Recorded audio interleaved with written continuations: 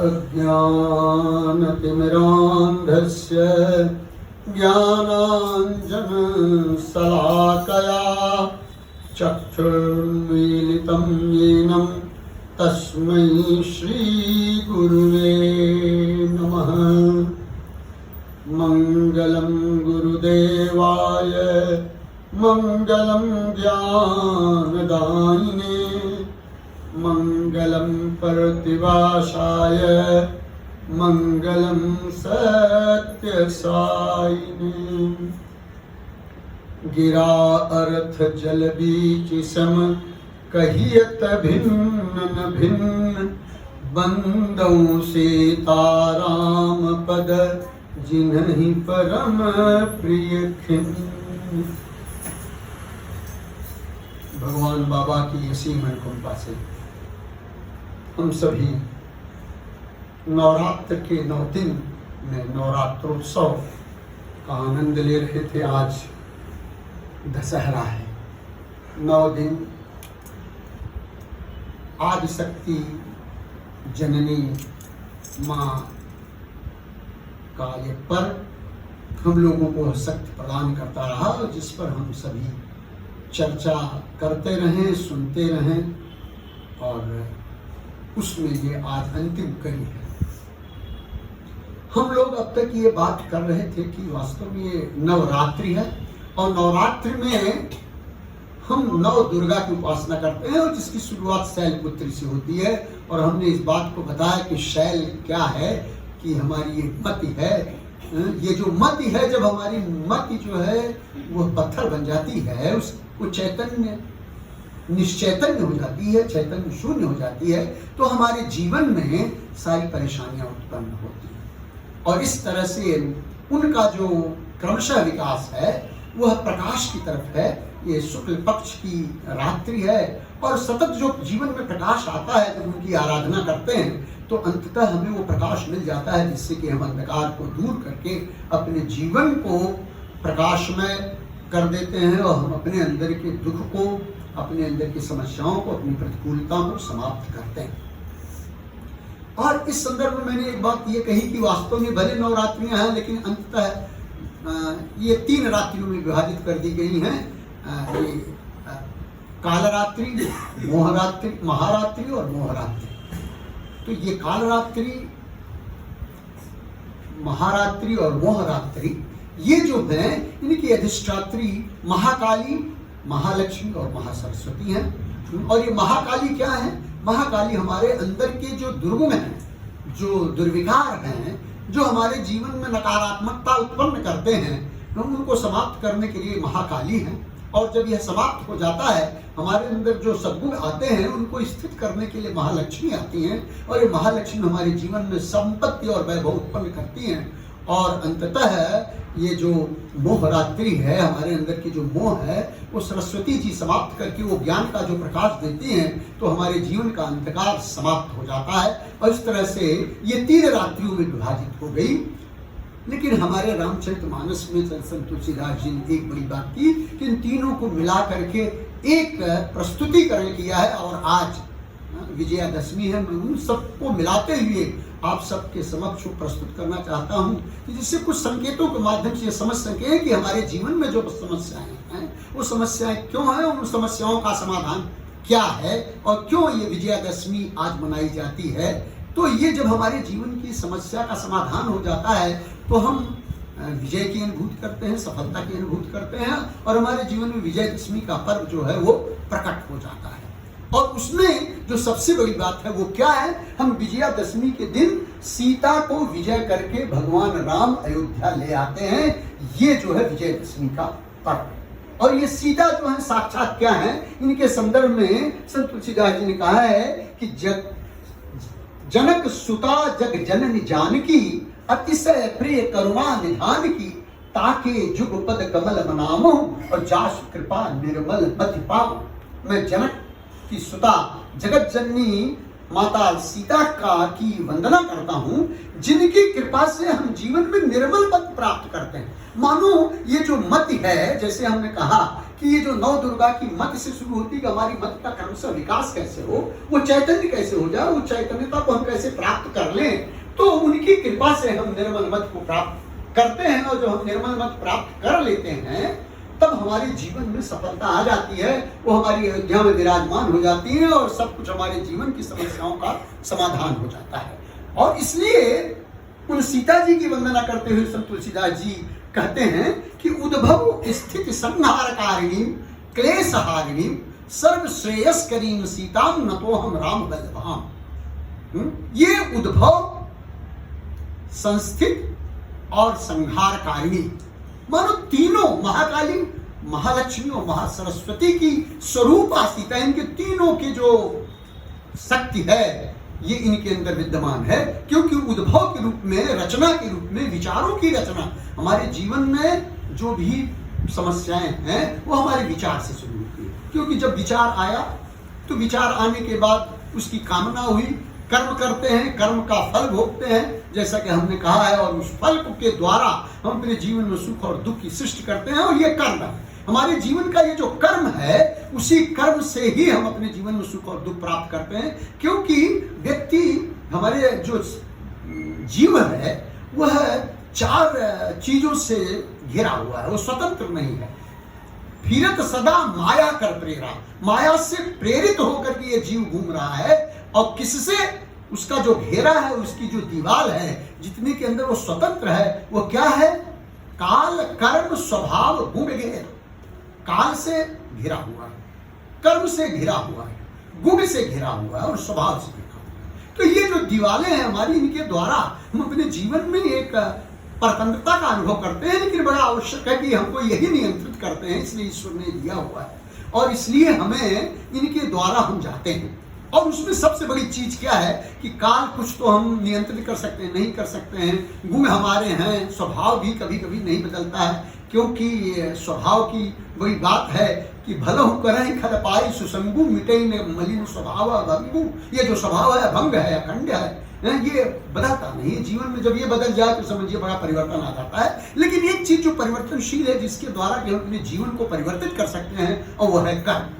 और वो कर्म अगर हमने किया तो हमारे दुखों की समाप्ति हो सकती है, न समाप्ति हो तो कम से कम उससे कम तो जरूर कर सकते हैं। और उसकी अधिष्ठात्री देवी जो है सरस्वती हैं, क्योंकि विचार के माध्यम से आता है। और यही कारण है कि सीता को उन्होंने एक संकलित रूप से महाकाली, महालक्ष्मी और महासरस्वती का स्वरूप दे दिया है। और इन 3 रूपों में वो पूरे रामायण में हैं।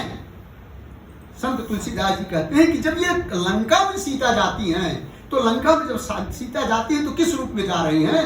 तो तुलसीदास जी कहते हैं कि काल रात्र निश्चल कुल केरी और तेहि सीता पर प्रीति घनेरी। ये जो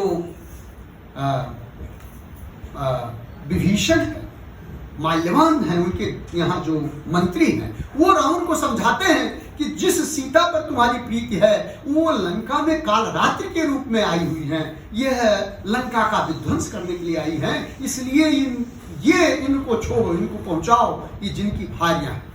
और फिर यही सीता कई रूप में आती हैं। जब ये अयोध्या में रहती है तो इनके 2 स्वरूप दिखाई पड़ते हैं। अयोध्या में जब रामचंद्र जी के साथ आती हैं, वहां रावण के साथ गई हुई हैं, और अयोध्या में राम के साथ सीता आई हुई है। तो जब राम के साथ सीता जी आती हैं तो संत तुलसीदास जी की अपनी अलग दृष्टि है, और वो जिस उपमाओं का प्रयोग करते हैं वो समझने योग्य है। वो क्या कहते हैं कि जब सीता राम के साथ आई, ब्याह करके आई, तो वहां क्या अनुभव हो रहा है कि पावा परम तत्व जन योगी, अमृत लहु जन संतत रोगी। मानो योग साधना में तल्लीन योगी जो थे वो परम तत्व को ब्रह्म से साक्षात्कार करने लग गए। और जो बेचारे बीमार थे, रोग से संतप्त थे, उनको अमृत मिल गया। ये सीता जब राम के रूप में अयोध्या में आई, पावा परम तत्व जन योगी, अमी लहु जन संतत रोगी, और जन्म रंग जन पारस पावा। महालक्ष्मी के रूप में पुनः उन्होंने इनको प्रतिष्ठित किया कि जो जन्म का दरिद्री था, जो बिल्कुल खा पी नहीं सकता था, अभाव में घिरा हुआ था, मानो पारस पत्थर पा गया कि वो स्वयं संपत्ति बना रहा है। पारस पत्थर के स्पर्श से संपत्ति मिल जाती है। तो जन्म रंग जन पारस पावा, अंधे लोचन लाभ सुहावा। और ज्ञानी लोग जो हैं, जो अज्ञानी थे वो ज्ञानी बन जाते हैं और फिर सरस्वती के रूप में उनका पुनः उपमा देते हैं कि मूक बदन जन सारद छाई, मानहु समर सूर जय पाई।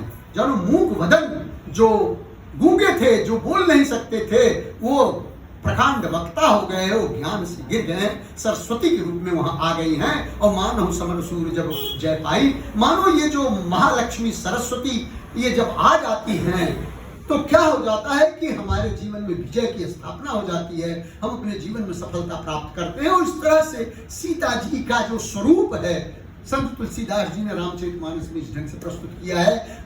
मैं ये इसलिए बता रहा हूं कि ये आप समझें कि संपूर्ण रामायण जो है उसी नवरात्र से जुड़ी हुई है। और ये कारण है क्योंकि कर्म के माध्यम से जो हमारे जीवन में दुख प्राप्त होता है, तो ये दुख जो प्राप्त होता है वो उसके कुछ रूप में हम जिम्मेदार हैं, क्योंकि कर्म के लिए हमें छूट दी गई। इसलिए कर्म जो है, कर्म को सबसे बड़ी बात कही गई है कि कर्म जो है अगर वो हमारे अनुकूल रहा, विचार अच्छे आ गए, विचार से हमारे अंदर कर्म अच्छे हो गए तो उसके फल मिल गए, और फल मिल गए तो हमारे जीवन में सुख संपन्नता वैभव आ गए। लेकिन यदि विचार कुछ गड़बड़ाए और कर्म जो है वो हमारे प्रतिकूल हो गया, तो प्रतिकूल हो गया तो निश्चित रूप से फिर हमारे जीवन में दुख ही दुख रहता है। उसको हम कैसे प्राप्त करें, इसका समाधान दिया गया है।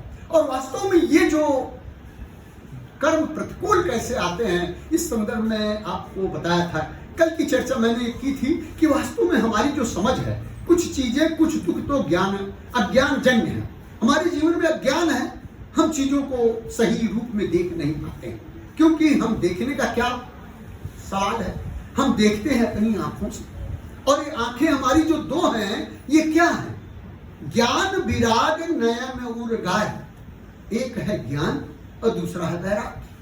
अब ये ज्ञान में हम यथार्थ देखना चाहते हैं, ज्ञान की दृष्टि से हम ये देखते हैं कि वास्तविक ज्ञान क्या है, और वैराग्य से ये हम जानना चाहते हैं कि क्या सही है और क्या गलत है। ये जब हमें ज्ञान से पता हो गया तो वैराग्य में हमें वैराग हो जाना चाहिए कि हमें ये चीज नहीं करनी चाहिए और ये करनी चाहिए। और यदि वह आ गई तो हम जीवन में उन चीजों को कर लेते हैं जो कि हमारे लिए सफलता के कारण है, और जो हम नहीं कर पाते हैं और हम उस पर लगे रहते हैं तो समझिए कि हम दुख के भागी बनते हैं। तो ये ज्ञान और वैराग्य है, इन्हीं आंखों से हम देखते हैं और ये स्पष्ट रूप से दिखाई पड़ता है। तो दिखाई लेकिन हमको थोड़ा सा कम पड़ता है। तुलसीदास जी कहते हैं कि जो हमारे संसार में जो हमारी ये दृष्टि है, इस दृष्टि में आंखें तो दो हैं, लेकिन इसमें जैसे मोती बिंद हो जाता है। भाई डॉक्टर के पास आप गए और बोले कि भाई चलो ठीक है, डॉक्टर तपास कर रहे थे तो उसमें चश्मा लगाते हैं, मिरर लगाते हैं, तो एक के बाद दो ट्राई करते हैं, 3-4 लगाने के बाद तो उसको दिखने लगता है। पहले देखते हैं तो कुछ नहीं दिखता है, 4 बार लगाया तो हाँ एकदम स्पष्ट है। तो एक व्यक्ति बैठा हुआ था, वो बोला कि भाई चलो ठीक है, अच्छा है, हमें दिखाई नहीं पड़ता है, 2-4 और चश्मा लगाएंगे ठीक हो जाएगा। वो जब बैठता है तो उसको कई 4 बार 5 बार 6 बार 7 बार देख लिया डॉक्टर, कुछ दिखाई नहीं पड़ा। बोले डॉक्टर साहब हमको कुछ दिखाई नहीं पड़ रहा है। तो उन्होंने बोला भाई आपकी आंख में मोती बिंद है, मतलब वो कुछ दिखाई नहीं पड़ रहा, आंखें हैं लेकिन ये चश्मे से ठीक होने वाला नहीं है, मोती बिंद है, इसका ऑपरेशन करना है। संत बोलते हैं कि ये क्या है? हमारी आंख के मोती बिंद है। ज्ञान और वैराग्य में जो मोती बिंद आ गए हैं, इनकी वजह से हमें स्पष्ट कोई चीज दिखाई नहीं पड़ता है, आंख रहते हुए भी जीवन में अंधकार होता है। और ये दो चीजें क्या है? एक है राग और एक है द्वेष। राग ज्ञान में जो है वो द्वेष आता है। ज्ञान का मतलब क्या है? ज्ञान क्या है? स्वामी कहते हैं ज्ञान क्या है? चार सूत्रों के माध्यम से स्वामी ने समझा दिया है कि there is only one caste and that is caste of humanity. एक ही जाति है जो मानवता की जाति। दूसरा है there is only one language and language of heart. का भाषा का संस्कृत प्रेम चाहिए साच, काम जो आवे कामरी तो का करी सके किमाच। क्या संस्कृत और क्या अवधि, क्या कौन सी भाषा, उसमें क्या है कि भाषा मतलब प्रेम की भाषा। हमारे अंदर हृदय की भाषा हो, क्योंकि जब हमारे पास अगर कमरी काम आती है सीट को हटाने के लिए, तो हमें महंगा दुशाला ओढ़ने की जरूरत क्या है? हम तो महंगे दुशाले में पड़े हुए। मानो ये जीवन का ये खेल स्वामी कह दिया है। तो so there is only one language, that is language of heart. और फिर कहते हैं कि there is only one religion, that is religion of love. एक ही धर्म है जो प्रेम का धर्म है। प्रेम चाहिए साच। और एक ही ईश्वर है, who is omniscient, omnipotent and omnipresent, जो सर्वव्यापक, सर्वशक्तिमान और सर्वज्ञ है। ये एकता का जो भाव है, मानो ये हमारे यहाँ हरदम कहा गया, हमारे धर्म में और हमारे वेदों में, वेदांतों में, पुराणों में यही बात कही गई है कि हमारी जो चेतना है, उस चेतना को इसी से बनाया गया है। तो अयम निजो परय नेति गगनाम लघु चेतसाम, यह मेरा है, ये आपका है। ये दो चीजें जो विभाजित करती हैं। अयम निजो परय योति वेति गगनाम लघु चेतसाम, जो छोटी चैतन्य, जिनके मध्य में पत्थर पड़ा हुआ है। हमने कहा ना, जब मध्य में पत्थर आता है तो यही सब आते हैं। ये है मध्य का पत्थर है। हमें दिखाई नहीं पड़ता है, हमें द्वैत दिखाई पड़ता है। क्यों? कि देश है, देश से द्वैत की सृष्टि हो रही है। ये मोतिया बिंद है हमारे ज्ञान का। अयम निजो परय वेति गगनाम लघु चेतसाम। फिर ये जो वसुधैव कुटुंबकम है, उदार चरिता नाम तो वसुधैव कुटुंबकम, जो उदार चरित्र के हैं, जिनकी ज्ञान अच्छे है, जो समझते हैं वही है। तो ये है, क्योंकि हमारे जीवन में ये द्वैत जो दिखाई पड़ रहा है, ये जो देश है, यह जो है ज्ञान के अंदर मोतिया बिंद है। और वैराग्य रूपी आंख के अंदर क्या है? राग है। राग क्या है? हमारे अंदर स्नेह है, किसी के प्रति संसार में राग है। वास्तव में देखते हैं तो क्या है? राग किससे हमें प्रेम करना चाहिए, हमें ये भी समझ में नहीं है कि हम प्रेम किससे करें वास्तव में राग करने। कल हम इस बात की चर्चा कर रहे थे कि सुख और दुख की अनुभूति क्यों हो रही है। क्योंकि हम सो रहे हैं, कहने के लिए हम जग रहे हैं, ये सो रहे हैं, क्योंकि यह जो है ये रात्रि मोह की निशा है। मोह की निशा में हम सो रहे हैं। मोह क्या है? कि ये सब कुछ संसार हमने आपके जन्म से लेकर के मरण तक, धन धर्म जो भी सोच रहे हैं, समझ रहे हैं, ये सब मोह मूल है, ये सब मोह की निशा है। इसी में हम अपने आप को, अपने को और दूसरे को, दूसरे को दूसरे से, मैं और मेरा, तू और तेरा, इसी के संबंध में जो जुटे हुए हैं, ये जो है ये हमारे जीवन में बना हुआ है, जिसकी वजह से हम सो रहे हैं, हम अनेक प्रकार के स्वप्न देख रहे हैं। वास्तव बस भले यही है, इस स्वप्न में उस स्वप्न में फर्क इतना ही है कि हम वहां रात में सोते हैं 2-4 घंटे और स्वप्न देखते हैं, और स्वप्न के दौरान हमारा मन उससे प्रभावित भी होता है। हमको अगर कोई कष्ट होता है तो हम चिल्लाते भी हैं, और अगर हमें कुछ अच्छा दिखाई पड़ा तो हंसते भी हैं। ठीक उसी प्रकार से ये जीवन है हमारा, उसमें अगर हमें कुछ अच्छा लगता है, बस खाली ये कि ये रात्रि लंबी है, जन्म और मरण के बीच की ये रात्रि है। जन्म और मरण के बीच की इस रात्रि में हम स्वप्न देखते हैं, और स्वप्न देख करके सुख और दुख की अनुभूति करते रहते हैं, लेकिन हम जागते नहीं। जागना है। मत क्या है? जागना है। हमारी अगर मत चैतन्य हो गई तो हम जग जाएंगे। और जागते किसकी कृपा से? सीता की कृपा से। वो सीता जब तक हमारे जीवन में नहीं आती है, बगैर सीता के भ्रम है। क्यों? क्योंकि ये रात्रि में कौन जागता है? रात्रि की जागने की स्थिति क्या है? वहां हमने कल लक्ष्मण का प्रसंग बताया था। तो लक्ष्मण निषाद रात को बोलते हैं कि कब जागता है आदमी? जानहु तबहि जीव जग जागा। तभी जीव जगता है जब मन विषय विलास विरागा। जब यह मन जो है इस बात को समझ ले कि यह संसार स्वप्नवत है, उसके अंदर ये बात है कि हम ये जो कुछ भी कर रहे हैं एक लीला है, चरित्र है, ये जन्म मरण के बीच की लंबी रात्रि है, और उस रात्रि में हम सभी किसी न किसी संबंध को यहाँ बना रहे हैं, लेकिन वास्तव में सब एक है। स्वामी ने कहा कि ईश्वर एक है। उन्होंने बड़ी स्पष्ट बात जो कही, जब करंजिया से उन्होंने इंटरव्यू लिया तो एक ही बात स्पष्ट कह दी बस, कि मैं ही भगवान नहीं। उन्होंने प्रश्न किया या भगवान है? बोले हाँ मैं भगवान हूं। लेकिन दूसरा क्या बात किया? मैं ही भगवान नहीं हूं, आप भी भगवान। लेकिन फर्क, और फर्क क्या है? कि मैं जानता हूं कि मैं भगवान। प्रेम स्वरूप लारास, दिव्य स्वरूप लारास। हम प्रेम स्वरूप हैं, हम दिव्य स्वरूप हैं। और ये जब दिव्यता और प्रेम जो हमारे जीवन में जब तक नहीं उत्पन्न होता, तब तक हमारे जीवन में द्वैत की भावना बनी हुई। और ये कैसे होगा, ये जानकारी होती है।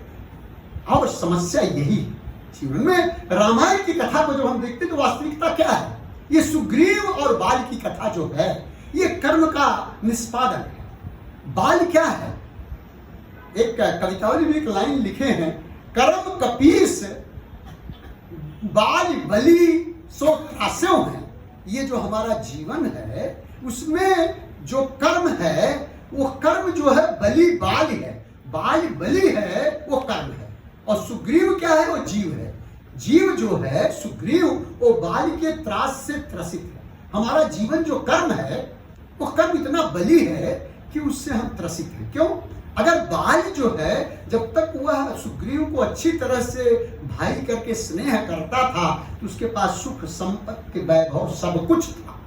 लेकिन जैसे ही बाल उससे विरुद्ध हुआ उसने उसके संपत्ति यहाँ तक उसकी पत्नी सबको छीन लेता और छीन करके और फिर वो उसको भगा देता है। यहाँ तक कि बाल का तो ऐसा था कि ये तीनों लोक में बाल को कोई हराने वाला नहीं था। ये भी एक बड़ा सांकेतिक बात है कि बाल का कहना ये था, बाल को ऐसा वरदान प्राप्त था कि वो जिसके सामने जाएगा उसका आधा बल उसको आ जाएगा और इस तरह से वो किसी को हरा नहीं, मतलब कोई उसको हरा नहीं पाता।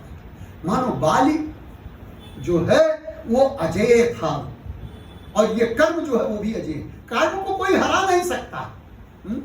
रावण को एक कथा है कि बाल रावण को भी अपने कांख के नीचे रखा था। त्रिलोक विजयी रावण था जिसने सबको हरा दिया था। उसके अंदर अहंकार आ गया कि मैंने सबको हरा दिया, चलो बाल से भी लड़ लेते हैं। तो बाल जो है, बाल ने क्या कहा, बस उसको ऐसा झपट्टा मारा कि उसको लेकर के इतने बड़े रावण को अपने कांख के नीचे दबा दिया और 6 महीने तक दबा करके रखा। किसी तरह बहुत अनुनय विनय के साथ तब छूटा। मानो रावण के अंदर जो ये बात थी कि मैं कर्म के ऊपर विजय प्राप्त कर लिया हूं, वो अभी कर्म से हार गया। कर्म से कोई जीतता नहीं।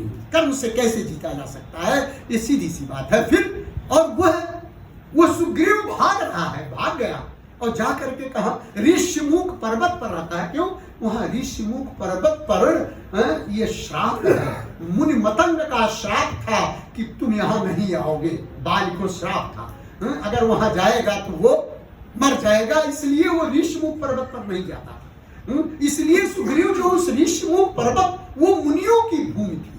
मुनियों की भूमि मतलब क्या? सत्संग। जब सत्संग होगा तो वहां कर्म जा नहीं सकता, वहां कर्म छू नहीं सकता। यहाँ हम लोग बैठे हैं, इस सत्संग में बैठे हुए हैं, कर्म हमको नहीं बिल्कुल छुएगा। ऋषिमुख पर्वत पर बैठे हुए हैं हम लोग, सत्संग हो रहा है, चीज हो रहा है, हमको ये बात समझ में आ रही है। ईश्वर जो है हमें कुछ विचार दे रहे हैं, उन विचारों के माध्यम से मैं आपको समझाने का प्रयास कर रहा हूं। तो समझिए कि यहाँ नहीं आएगा, लेकिन जैसे ही ये पायरी डाकिए तो रिक्शा और घर जो है तुरंत आ जाता है और फिर आप परेशान, वहां तुरंत बाल पकड़ लेता है, छोड़ेगा नहीं। हाँ, इसलिए सुग्रीव बेचारा परेशान त्रस्त है। फिर कैसे उसकी समस्या का समाधान हो, वो देखते हैं, भगवान को देखते हैं। राम और लक्ष्मण वन के लिए सीता की खोज में जा रहे हैं, तो राम और लक्ष्मण साक्षात भगवान है। साक्षात भगवान को वो देखता है, कितने अतुलित बलशाली हैं, इनकी सीमा कुछ नहीं है। हो सकता है इनसे मेरा ये कहीं बाल के भेजे हुए तो नहीं है। हमारे जीव का भ्रम यही है, हम भगवान को देखने में भी भ्रम उत्पन्न करते हैं, हमें भगवान पहचानने ही नहीं आते। क्यों? राग और द्वेष भरा हुआ है आपके अंदर, ज्ञान और वैराग्य में राग और द्वेष भरा हुआ है। बाल का जो त्रास है सुग्रीव के जीवन में इतना फैला हुआ है कि उसको हर जगह बाली ही दिखाई पड़ता है। बोले राम और लक्ष्मण जो दिखाई पड़ रहे हैं, ऐसा लगता है कि बाल नहीं भेजा। और इसलिए लेकिन उसकी एक बड़ी, उसके साथ एक समाधान की बात है कि उसके साथ हनुमान जी क्या है?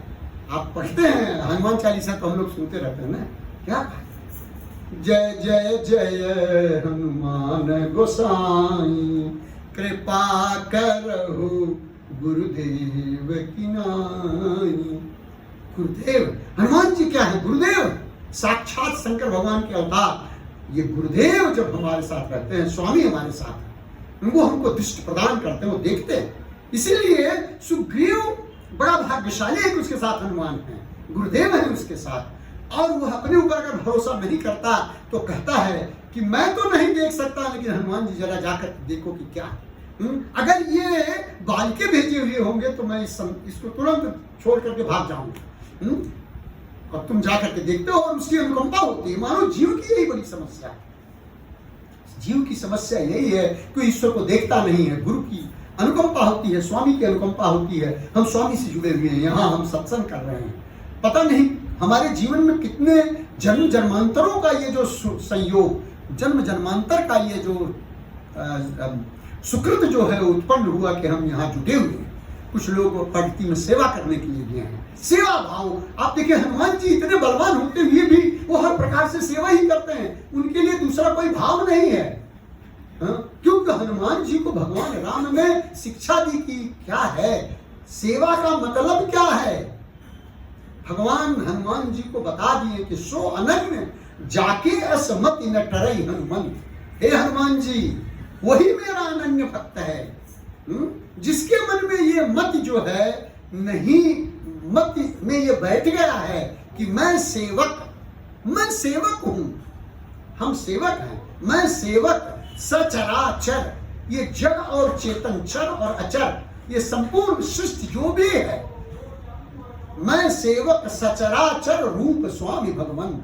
ये संपूर्ण सृष्टि में जो चराचर जगत है, इसमें जो जड़ और चेतन है, जो भी है, वो भगवान राम के रूप हैं, वही मेरे स्वामी हैं। और यह सेवा का भाव है। जब आप सेवा के भाव में जाएंगे तो यह देख करके सेवा नहीं करेंगे। कुछ लोगों की सेवा अपनी बदी होती है कि भाई हम तो यही करेंगे, यही नहीं करेंगे, ये करेंगे, वैसा करेंगे। मैं तो भाई इनका पाँव नहीं छूंगा, इनका जूता नहीं साफ करूंगा, इनको मैं नहला सकता हूँ, जूता नहीं साफ करूंगा। कुछ लोग अपनी, लेकिन हनुमान जी कुछ, उनके लिए सब कुछ वो सब भी कर देंगे। क्यों? क्योंकि उनके अंदर वो भेदभाव नहीं। वो सब जगह उस स्वामी को देखते हैं, ईश्वर को देख रहे हैं, जिसका कारण है। और यही उनकी दृष्टि, वो इस सब में ईश्वर को देखते हैं। वो राम और लक्ष्मण को ईश्वर के रूप में देख करके, और फिर ये जो संयोग होता है मानव जीवन में, कर्म का जो समाधान है कि किसी तरह जीव का और ईश्वर की मित्रता हो जाए। और इसका कार्य कौन कराता है? गुरु, संत। हनुमान जी जैसा संत या गुरु हमारे जीवन में जो मिलता है तो भगवान से, क्योंकि जीव तो इतना परेशान संतरस्त है कि हरदम वो डरा हुआ है। वो भगवान के पास मैत्री करने के लिए भी नहीं जाता है। हनुमान जी भगवान राम से ही कहते हैं कि प्रभु चलिए उससे मैत्री करिए। वो जान रहे हैं सुग्रीव, जीव जो है मैत्री अपनी कुछ कामनाओं उसके साथ ही करता है। हमारा अगर कुछ काम हो गया, हम परती जा रहे हैं, गए कुछ भावना और कुछ कामना लेकर के, कामना सिद्ध हो गई तो भगवान जो है स्वामी है, और कामनाएं कुछ नहीं, लोगों के बकवास है, लोग जाते हैं। बस हमारी तो यही है, हमारी मैत्री तो इतना ही है। हमारी कामना सिद्ध हुई तो समझिए भगवान, नहीं सिद्ध हुई कुछ नहीं। मानो ये जीवन की जो वृत्तियां हैं, इन वृत्तियों से जब तक हम ऊपर नहीं उठेंगे तब तक हम मैत्री नहीं करें। लेकिन भगवान जब मैत्री करते हैं तो हनुमान जी जानते हैं भाई भगवान जब मैत्री करेंगे तो कर्म कुछ नहीं कर पाएगा, वो कर्म को समाप्त करेंगे। हम सुग्रीव जी को भगवान राम आश्वासन दे देते हैं कि सुन सुग्रीव बाली है मारी एक ही बाण, ब्रह्म रुद्र शरणागत हो गए। ब्रह्म रुद्र के तक जाने पर भी उसके प्राण नहीं बचेंगे, मैं उस बाल को समाप्त कर दूंगा, मानो कर्म को समाप्त कर दूंगा। अगर कर्म तो हम जब ईश्वर के संरक्षण में आ जाते हैं तो कर्म हमें कुछ नहीं कर बिगाड़ता, हमें आनंद की अनुभूति होती है और तब हम ये करते हैं। मानो जीवन की यही कथा है। और ईश्वर की मैत्री अगर गुरु से हो गई तो समझिए, लेकिन हमारे ऊपर ऐसा है कि भगवान की जब कृपा हो गई और कर्म हमारे अनुकूल हो गया तो हम भी अपने सब काम करने लगते हैं, भगवान को भी भूल जाते हैं। भगवान बोलते हैं, भगवान एक बात कहते हैं, उस बात को सबको ध्यान में रखने की जरूरत। सुग्रीव से जब मित्रता करते हैं तो वो एक चीज कहते हैं, बोलते कि हमें कुछ नहीं चाहिए, मैं तुम्हारे भाई को खत्म कर दूंगा, कहीं भी रहेगा, तुम जीवन भर सुखी रहोगे, लेकिन एक चीज है, मेरी एक बात मानना। बोले क्या है? बोले अंगद सहित करे तुम राजू, तुम सुख वैभव सारी चीज अंगद के साथ मिल करके करना, तुम्हें संपत्ति वैभव सुख ऐश्वर्य सब कुछ मिलेगा, लेकिन एक मेरा भी काम है, वो जरूर करना। बोला क्या? संतत हृदय धर मम काजू। मेरा हरदम इस बात का ध्यान रखना कि मेरा भी ये कार्य है तुमसे। बोले क्या है? बोले सीता की खोज करना है। सीता जो हमारी प्राण प्रिया है, परम प्रिया, न तो हम राम वल्लभाम, राम की वल्लभा जो सीता है, क्योंकि वो सीता नहीं है इसीलिए सब। जब राम के साथ सीता रहती है तो भ्रम नहीं रहता है। जब भक्ति आपके अंदर, अगर भक्ति को राम के साथ देखते हैं तो भगवान को परखने में भूल नहीं होती। लोगों ने परखने में भूल तभी की जब सीता राम के साथ नहीं। सुग्रीव को भी, जीव को भी वही है कि वो भक्ति है नहीं, भक्त नहीं है तो उनको सब अपना ही दिखाई पड़ रहा है। सती को यहां तक भ्रम हो जाता है। सती भी राम को, लक्ष्मण को भगवान नहीं मानती, यहां तक कि शंकर भगवान समझाते हैं। क्यों? क्योंकि उनके साथ सीता नहीं है, बगैर सीता के कैसे? तो क्यों? यही बड़ी बात है। जब तक सीता अगर रहती है तो कोई समस्या नहीं। लेकिन अगर आपके अंदर रावणी वृत्ति हो, सीता को देख करके भी आप पर तकलीफ में है तो बड़ी समस्या है। शूर्पणखा की नाक कान कटे बड़ी नहीं रहती। शूर्पणखा राम से प्यार करती है, भगवान से प्यार करने में क्या है? किंतु राम कहते हैं कि भाई देखिए, सीते चितई कही तही बाता, अहे कुमार मोर लघु भ्राता। सीता की तरफ देखते हैं, बोलते हैं भाई एक चीज है कि देखो ये सीता मेरे पास है, तुम अपने आप को परम सुंदरी बोल रही हो, लेकिन हमारे साथ तो सीता है। जरा सीता को देखा क्या तुम्हारी सुंदरता जो है वो सीता के बराबर होगी तो चलो ठीक है मैं शादी भी कर लूं। एक तो ये संकेत। दूसरा संकेत, क्योंकि परम सौंदर्य क्या है जीवन में? जब तक जीवन में भक्ति का सौंदर्य नहीं आता है तब तक जीवन सुंदर बनता नहीं। आपको ईश्वर के प्रति आकृष्ट होने के लिए भक्ति का सौंदर्य चाहिए। अगर भक्ति नहीं है तो ईश्वर को आप प्राप्त नहीं कर सकते। और यही है कि जब शूर्पणखा सीता को खाने के लिए दौड़ती है तो लक्ष्मण जो उसके नाक कान काट लेते हैं। मानो आप ईश्वर को बगैर सीता के नहीं प्राप्त कर सकते, बगैर भक्ति के नहीं प्राप्त। वो साक्षात भक्ति, वो साक्षात मति है, वो साक्षात शक्ति है। आदि शक्ति जही जग उपजाया, सो अवतरी मोर यह माया। ये जो माया रूपी आदि शक्ति है वही सीता जी है, और वही लक्ष्मी है, वही सरस्वती है। इनके साथ ही आप हमको देख सकेंगे। शूर्पणखा सीता को खाने के लिए दौड़ती है तो शूर्पणखा और रावण का दुर्भाग्य यही है, कोई बुरा नहीं है कि वह भक्ति, रावण भक्ति प्राप्त करना चाहता है, सीता को तो प्राप्त करना चाहता है, लेकिन कैसे? बगैर राम के। और शूर्पणखा ये दोनों भाई बहन, रावण भाई और शूर्पणखा बहन। हमारी यही स्थिति है, हम बगैर भक्ति के, हम भक्ति नहीं चाहते, हम अपनी कामनाओं की सिद्धि चाहते हैं। किसी तरह हमारा कार्य पूरा हो जाए, हमारी जो चाहत है वो पूरी हो जाए, हमारे वैभव विलास जो है बन जाए। रावण की वृत्ति है, रावणी वृत्ति है कि हमारे यहाँ सब कुछ है, उसके पास सब प्रकार के जीवों के, जातियों की सुंदर कन्याएं उसकी औरतें थी। देव जक्ष गंधर्व नर किन्नर नाग कुमारी, जीत बरी निज बाहुबल बहु सुंदर वर नार। उसने अपने बाहुबल से देव यक्ष गंधर्व किन्नर नर नाग जितनी कन्याएं थी सबको वरण कर लिया था। इतनी कन्याएं उसके पास थी, लेकिन फिर भी वो सीता के प्रति आसक्त था। बस हाँ, उसकी कामना है। हमारी कामनाएं जो हैं, जो कामना है, उन कामनाओं के द्वारा ही हम चले जाते हैं और उन्हीं से हमारा विनाश होता है। वो सीता को चाहता है लेकिन राम को नहीं। कुंभकर्ण ने एक बड़ा सुंदर बात कही उससे कि भाई तुम रावण, जब तुम गए वहां पर सीता को प्राप्त करना था तो बात ये थी कि तुम साधु का वेश बना कर गए, हमको बीच नींद में जगा रहे हो। बोले कि क्या होना चाहिए, कैसे होना चाहिए था? बोले कि ऐसा है कि मैं जानता हूं तुम बड़े छलिया, तुम तो कुछ भी बन सकते थे, तो अगर सीता को प्राप्त करना था तो सीता को प्राप्त करने के लिए मैं डायरेक्ट राम ही क्यों नहीं बन गए? राम बन जाते, सीता तुम्हारी हो जाती। रावण ने कहा उनका क्या तुमको बेवकूफ समझते? मैं भी अच्छी तरह जानता हूं, लेकिन मैं जब राम बनने लगा, योग साधना बैठा राम बनने लगा तो पता चला है तो लंका ही छूट रही है। अब मैं अयोध्या गया, अरे अभी तो वनवास ही हो जाऊंगा, ये सब लंका उनका समाप्त हो जाएगी। बस हमारे जीवन के रावण यही, मतलब हम राम बनना है, हम अच्छा बनना ही नहीं चाहते। जीवन में हमारे अंदर ये कामना ही नहीं है। हमारी कामनाएं अपने विषयों को, अपने इंद्रियों को संतुष्ट करने की, हमारे मन को घेरने की है। ये जो राग और द्वेष है, हम इन्हीं से पीड़ित हैं।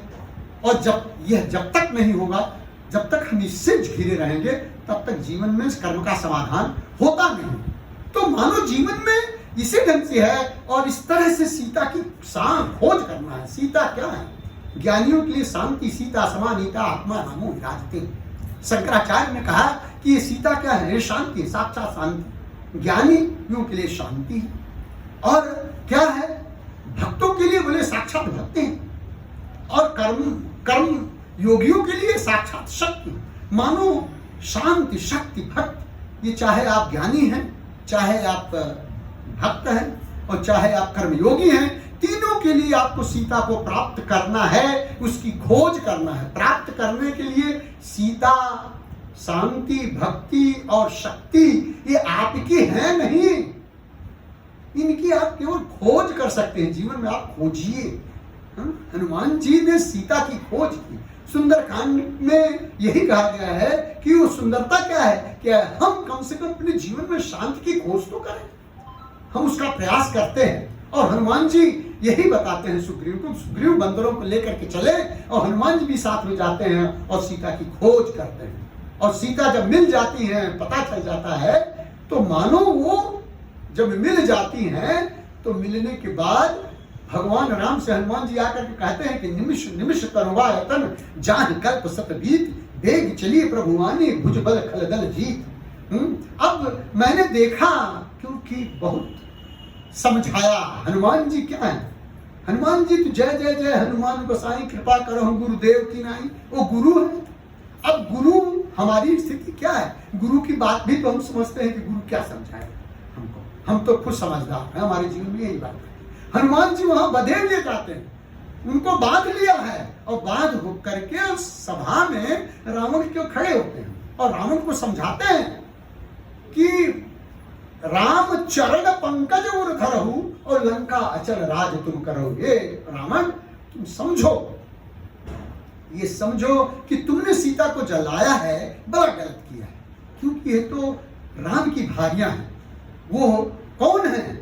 ये बल जो है तुम्हारे अंदर जो ये दिखाई पड़ रहा है, जो तीनों लोगों को जीत लिया है और इतनी बड़ी लंका, सोने की लंका बना लिया है, तो तुम क्या समझते हो? क्योंकि जब बांध करके हनुमान जी रावण की सभा में आते हैं तो रावण यही प्रश्न करता है कि कहीं के बल घालिस बन कीसा, ये हनुमान जी बताओ कि किसके बल से तुमने हमारे निश्चरों को मारा?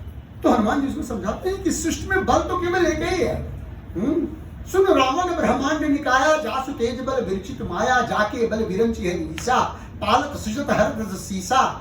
ब्रह्मा विष्णु महेश की वो शक्तियां हैं, बल है, जिसके माध्यम से रचना और बनाना और स्थित रखना और संहार करना है। और उसी का लेस मात्र बल तुमको मिला हुआ है, ताकि बल लवलेस से जीते हुए चराचर जाए। तुमने संपूर्ण चराचर जगत को जीत लिया, उनके लेस मात्र बल, वही कृपा करके आपको लेस मात्र बल दे दिए हैं। हाँ, तो ये समझ लो कि मेरे पास कुछ बल है नहीं, बस फर्क इतना ही था कि पता नहीं क्या हुआ, मैं तो आपके निश्चरों में मैं कुछ किया ही नहीं, पहले वही मारे हम, मैं तो फल खा रहा था, वहां फल खा रहा था, वो मारना शुरू किए। जब वो मारे तब वो मार रहे हैं, हम नहीं मरे, हमने एक चपेटा मारा, मर गए, बस इतने हो गया। खाए फल पर लागी भूखा और कब स्वभाव के तोरे रूखा। और ये भी कहेंगे मैं, मेरी कोई गलती नहीं, जिन्हें मैं मारा तीन मैं मार, जिन्होंने मुझे मारा उन्हीं को मैं मारा। अब क्या करें हम? हमको मारे, हम नहीं मरे, उनको मैं मारने मर गया, अब इसमें मेरी क्या है? तो ये बात मात्र समझा रहे हैं क्यों गुरु। यद्यप गुरु कितनी भी विकट परिस्थिति में होगा, गुरु क्या है? शंकर भगवान रावण के महान गुरु थे। कम से कम उसको अगर ये बात थी, कल मैं बात कर रहा था कि रावण के मन के अंदर विचार आया कि खर दूषण मूसम बलवंता तही के हते बिना भगवंता, ये संशय तो उत्पन्न हुआ। हमारे जीवन में भी जब संशय आता है तो किससे पूछेंगे? जो जानकार है, गुरु के पास जाकर के हम पूछते। तो रावण के पास तो त्रिभुवन गुरु शंकर भगवान थे, उनसे जाकर के वो राय भी ले सकता था कि भाई क्या करूं मैं, हमें ऐसा भ्रम हो रहा है कि भाई ये तो भगवान है। लेकिन वो गया नहीं, फिर भी गुरु चला जाता है कि वो इसको समझा देगा। हनुमान जी साक्षात शंकर भगवान के अवतार, वो बधे हुए चले गए, इसीलिए बधाया, क्योंकि ब्रह्मशस्त्र भले मेघनाथ ने मारा, लेकिन ब्रह्मशस्त्र तही सादा कपि मन कीन विचार, जौन ब्रह्म सर मानो महिमा मिटई अपार। बोले मुझे ब्रह्मशस्त्र तो नहीं हो सकता, लेकिन फिर भी चलो बच जाता हूँ, रावण को जरा इसी बहाने समझा दूंगा। और समझाने के लिए जाते हैं, उनकी बात भी कहाँ मानता है, कुछ मानता नहीं। क्यों?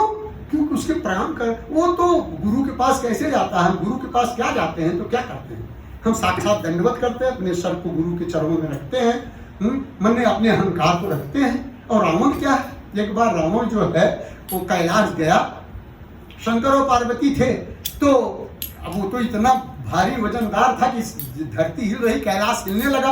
पार्वती ने पूछा कि प्रभु ये क्या है, कौन आ रहा? बोले हमारा परम शिष्य रावण आ रहा है।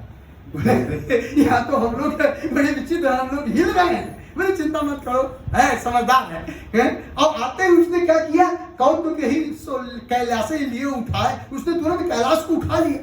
शंकर मार्ग ने पूछा ये क्या कर रहा है, शंकर बोले प्रणाम कर रहा है। बोले क्या, बोले बात ऐसा है कि इसकी आदत है, ये तो सर नीचे झुकाएगा नहीं, तो सोच रहा है कि हम अपने गुरु के सर को ऊपर ही रख करके वहीं से मैं कर लूँगा, वो लोग ऐसे ही प्रणाम करते हैं, ऐसा करके ऐसा कर लेते, बस यही था। तो हमारे अहंकार की स्थिति ऐसी है।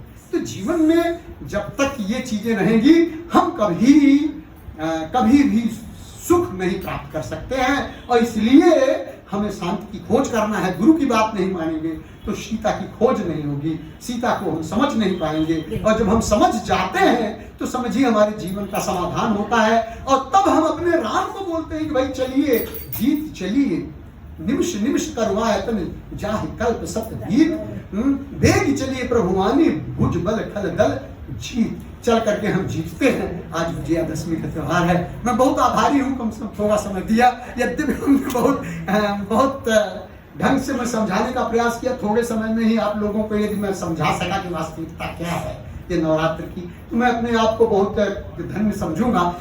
और इस समय की बड़ी व्याख्या है, हम समय को भी उल्लंघन नहीं करना चाहते हैं लोग, और यहाँ घंटी बजने लगती है जया की, तो क्या किया जाए, हम ये सब, लेकिन इतना हम समझ लेते हैं कि हम तब जा करके हम विजयादशमी मनाते हैं, सीता को लेकर के आते हैं। कैसे, वास्तव में जीत क्या है कि विरति चर्म अस ज्ञान मद लोभ मोह रिपु मारी, जय पाई सो हरि भगति देखो खगेश विचार।